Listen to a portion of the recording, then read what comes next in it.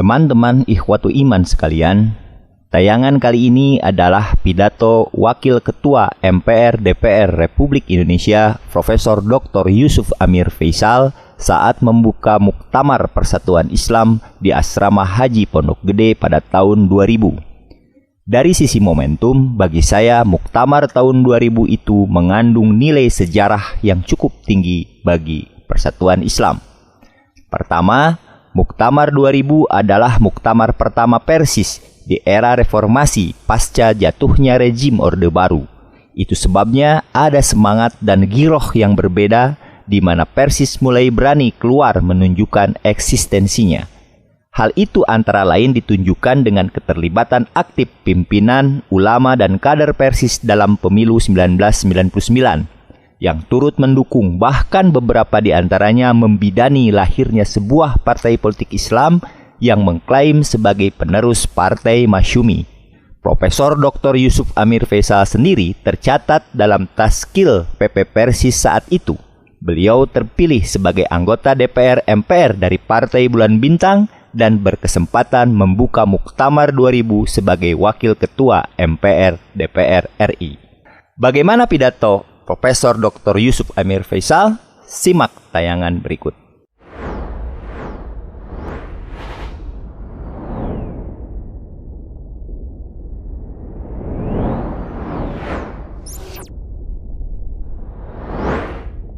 Bismillahirrahmanirrahim. Assalamualaikum warahmatullahi wabarakatuh.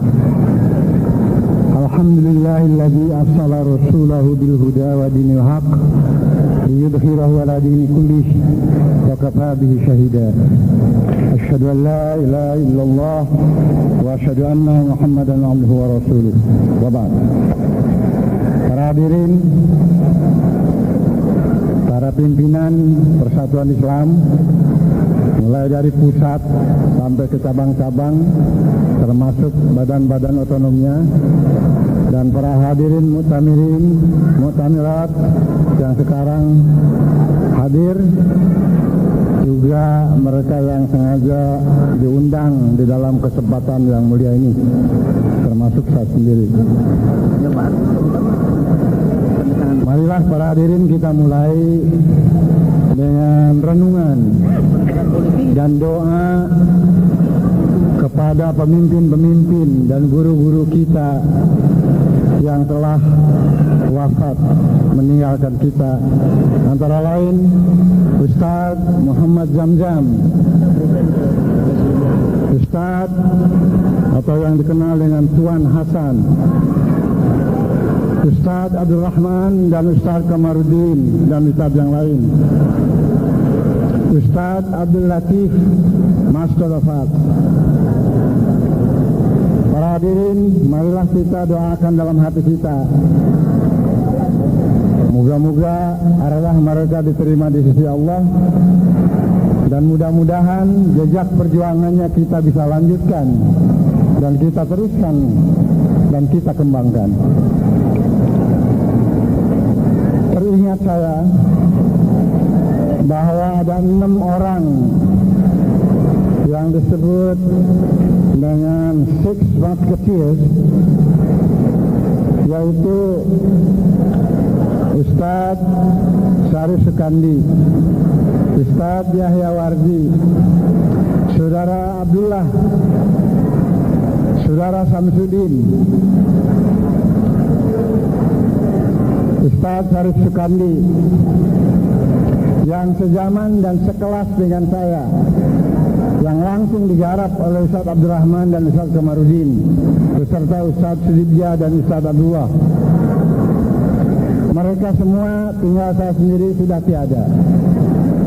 Mereka semua merupakan perintis yang melanjutkan perjuangan para pemimpin terdahulu yang saya katakan tadi. Mudah-mudahan mereka ini juga diterima arwahnya di sisi Allah, dan mudah-mudahan jejak perjuangan mereka kita bisa lanjutkan dan kita kembangkan. Amin ya rabbal alamin. Para hadirin, saya memperhatikan pidato ketua umum yang lamanya 3/4 jam. Itu setengah jam adalah berbicara masalah politik. 24 jam berbicara masalah persatuan Islam dan apa yang dikembangkan oleh persatuan Islam. Tadinya saya kaget karena apa yang dilakukan Ustaz Latif almarhum insyaallah.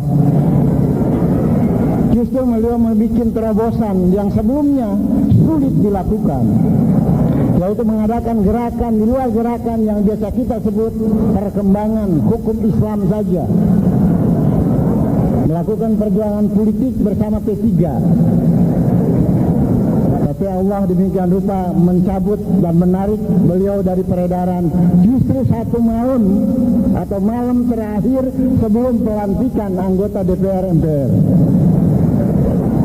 Masya Allah, Tuhan menghendaki apa yang tadinya direncanakan oleh umat, dan beliau mendapat suara dari umat, diantara mendapat suara dari ibu-ibu dan bapak-bapak itu. Tapi yang terjadi, beliau justru ditarik oleh Allah Subhanahu Wa Taala. Ada yang berbicara kepada saya, alhamdulillah, Ustaz Latif diselamatkan daripada kegiatan yang di luar kegiatan persatuan Islam. Dan pada waktu terjadi persis di pusara kuburan Ustaz Latif yang kebetulan kakak saya pribadi, dan saya bicara kepada Pak Afandi Ridwan pada saat itu di Buah Batu, menyatakan, saya bilang, kok aneh, orang merasa bersyukur seolah-olah Ustaz Latif diselamatkan dari satu perbuatan ibadah yang beliau tidak lakukan. Seharusnya bukan bersyukur tapi mendoakan agar perjuangannya dilanjutkan. Dan terbukti pada hari ini saya melihat dari pidato Ketua Umum Ustaz Siddiq Amin, ternyata bahwa masalah-masalah di luar yang kita biasa geluti, khususnya pengalaman yang saya ikuti di dalam pesantren di bawah bimbingan Ustaz Abdul Rahman dan asatidz yang lain, itu di luar kebiasaan. Ternyata bahwa itu semua adalah bagian dari kewajiban kita. Ternyata itu adalah ibadah kita. Hayatina kulluha ibadah.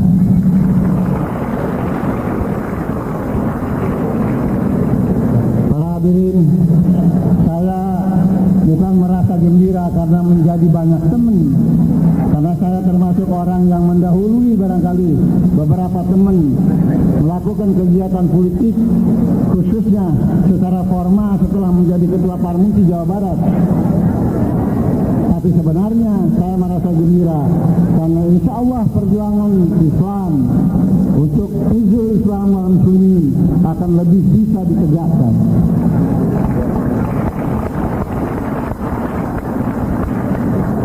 Tentu kita harus bekerja keras. Dengan adanya persatuan Islam yang merupakan salah satu nukleus, salah satu inti, salah satu mata rantai dari sekian mata rantai organisasi dan jamaah Islam yang lain, maka kalau kita bisa kerjasama, maka kekuatan itulah yang akan menentukan nasib umat Islam di Indonesia ini, termasuk nasib kita semua. Kita baru mendengar peristiwa yang berhubungan dengan sebut saja pasal 29 Undang-Undang Dasar 45. Yang mengemukakan masalah itu hanya dua partai, yaitu P3 dan Partai Bulan Bintang, partai yang Anda sekalian pernah mencoblosnya.